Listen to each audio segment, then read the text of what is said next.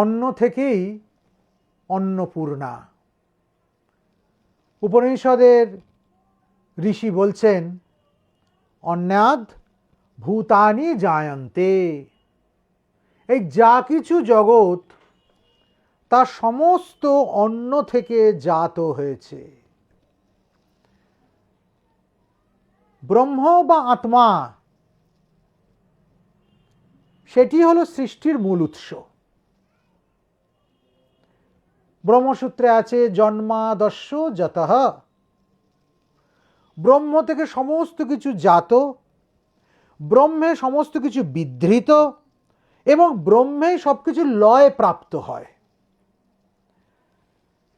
যত বা ইমানি ভূতানি জায়ন্তে যেন জাতানি জীবন্তি যৎ প্রয়ন্তৌ ভীষং বিশন্তীতি তদ ব্রহ্ম। সৃষ্টি প্রকরণ সম্পর্কে তৈত্তরীয় উপনিষদের ব্রহ্মানন্দ বল্লাধ্যায়ের প্রথম অনুবাকে ভারী সুন্দর করে এই অন্নের সঙ্গে সৃষ্টির যে কি যোগ সেটাকে দেখানো হয়েছে একদম ধাপে ধাপে। কি বলা হচ্ছে সেখানে?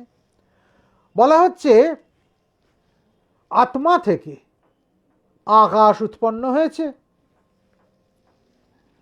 আকাশাদ বায়ু, আকাশ থেকে বায়ু, বায়ুর অগ্নি, বায়ু থেকে অগ্নি, অগ্নি থেকে জল, অদ্ভ পৃথ্বী, জল থেকে পৃথিবী, পৃথিবী থেকে ঔষধি সমূহ, ঔষধি সমূহ থেকে অন্ন এবং অন্ন থেকে পুরুষ বা মানুষ সৃষ্টি হয়েছে। তাই শাস্ত্র বলছে অন্নাৎ পুরুষঃ, অন্ন থেকে পুরুষের সৃষ্টি। অন্নাদ ভূতানি জায়ন্তে, যে কথা আমরা প্রথমে বললাম। এইবার সূত্রটা বোঝা গেল অন্নাদ ভূতানি জায়ন্তে কিভাবে হচ্ছে। শুধু তাই নয়, গীতাতেও এই একই কথা ভগবান বলেছেন। অন্যাদ ভবন্তি ভূতানি, গীতায় ভগবান বলছেন অন্ন থেকেই ভূতসমূহ জাত হয়েছে, অন্ন থেকে প্রাণীগণের শরীর উৎপন্ন হয়েছে। তৈত্তরীয় উপনিষদ আরও এক ধাপ এগিয়ে গিয়ে বলছেন প্রাণীগণের জীবন ধারণের জন্য যা প্রয়োজন তা হলো অন্ন, এবং পরিশেষে প্রাণীগণ ওই অন্নেই বিলীন হয়ে যান, বিলুপ্ত হয়ে যান। জাতান্নে বর্ধন্তে। শুধু তাই নয়, অন্ন প্রাণীদের আগে জন্মেছে, তবেই তো অন্ন থেকে প্রাণীরা জন্মাতে পারছে। সেই জন্য ভূতানাম জ্যেষ্ঠম বলা হয়েছে অন্নকে। অন্ন ভূতসমূহের মধ্যে জ্যেষ্ঠ এবং সর্বৌষধমুচ্যতে, সর্বম ঔষধম উচ্যতে।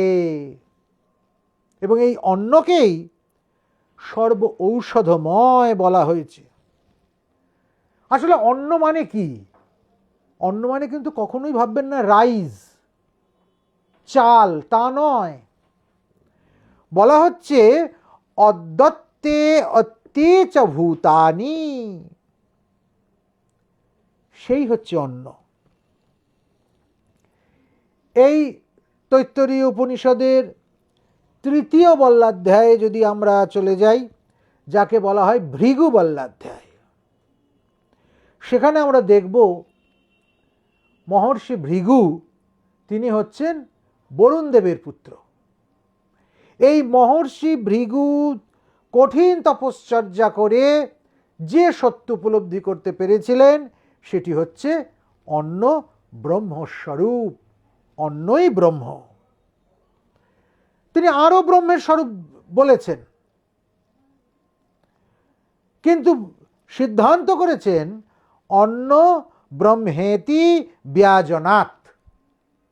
তিনি প্রাণকে ব্রহ্ম বলেছেন, মনকে ব্রহ্ম বলেছেন, বিজ্ঞানকে ব্রহ্ম বলেছেন, আনন্দকে ব্রহ্ম বলেছেন, কিন্তু প্রথম বলেছেন অন্নই হচ্ছে ব্রহ্ম, অন্নং ব্রহ্মেতি ব্যাজনাৎ। এই জন্য তৈত্তরীয় উপনিষদে ঋষির উপলব্ধি অহমন্যম অহমন্যম অহমন্যম, আমি অন্ন, আমি অন্ন, আমি অন্ন। তাই ঋষি প্রার্থনা করেছেন, ঋষির সিদ্ধান্ত কি? অহমন্নাদ অহমন্যাদ অহমান্নাদঃ, আমি অন্ন, আমি অন্ন ভোক্তা, আমি অন্ন, আমি অন্ন ভোক্তা, আমি অন্ন, আমি অন্ন ভোক্তা। তাহলে নিজেই অন্ন এবং নিজেই অন্ন ভোক্তা। এই অদ্বয় ব্রহ্মতত্ত্বে আমাদের উপনিষদ অন্নকে ব্যঞ্জিত করেছেন। আর সেই অন্নের দেবতাকে মা অন্নপূর্ণা। তাই তার চরণ সমীকে পৌঁছে ঋষি গদগদ চিত্তে বলছেন, এস অন্নময় কোষ রক্ত মাংসাদি নির্মিত যদন্নস্য পরিণাম স্তদন্নং তং হি চিন্ময়ী ন কেবলম এতদ জন্ম জন্মান্তরম স্বতান্যপি তৈবন্যং স্বরূপিণ্যা পরিপুষ্টা তনুর্মম মাতরজ্ঞ কৃতঘ্নোহং পুত্রস্তে পরমেশ্বরী আগত মলিন শ্রান্ত গৃহান কুসুমাঞ্জলি। আমি শ্রান্ত ক্লান্ত, তার কারণ আমি আত্মহারা, আমি যে অন্য স্বরূপ আমি ভুলে গেছি। আমার সূত্র যে ব্রহ্মের সঙ্গে বাঁধা, আমি তাকে দেখেও দেখছি না, শুনেও শুনছি না, স্বীকার করেও স্বীকার করছি না। আর তার জন্যই আমার এত কষ্ট। সেই অর্ণ পরিপূর্ণতার, অর্ণ প্রাচুর্যের, অন্নময়তার উৎসব অন্নপূর্ণা পূজা।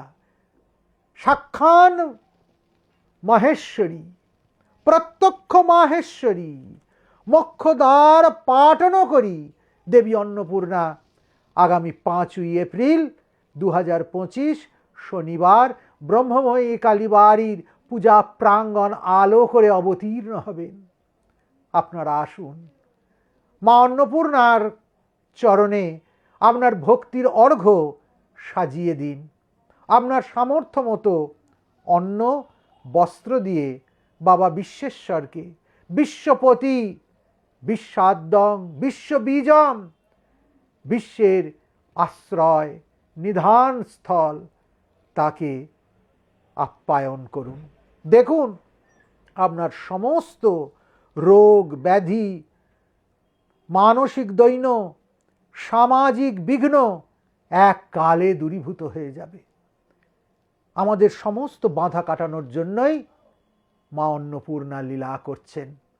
সেই অন্নপূর্ণা লীলায় ভিক্ষার ডালা সাজিয়ে আমরা যেন আসতে পারি। মাকে ভিক্ষা, বাবাকে ভিক্ষা দেওয়া। আমরা ভিক্ষা দেব না, ওই অন্নের মধ্যে দিয়ে, ওই বস্ত্রের মধ্যে দিয়ে আমাদের আকুতি, আমাদের শ্রদ্ধা ভিক্ষারূপে তার চরণে ঝরে পড়বে। তিনি আমাদের ভিক্ষাকে স্বীকার করুন, আমাদের ধন্য করুন।